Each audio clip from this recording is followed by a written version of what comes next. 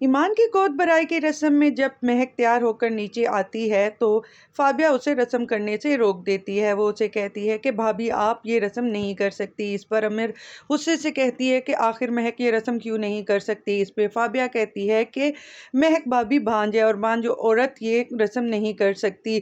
अगर ईमान के बच्चे को कुछ हो गया तो ये बात सुनकर महक को बहुत बुरा लगता है और वो रोते हुए अपने कमरे में चली जाती है।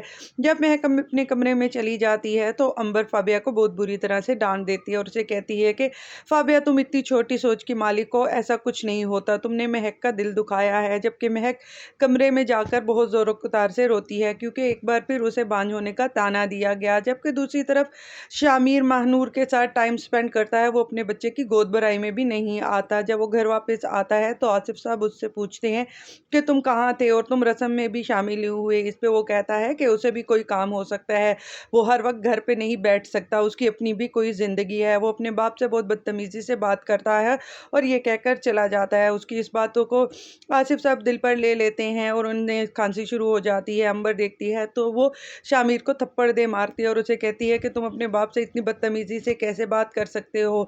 इस पे वो गुस्से से चला जाता है। इस पे आसिफ साहब उस अंबर को कहते हैं कि उसे कुछ मत कहो।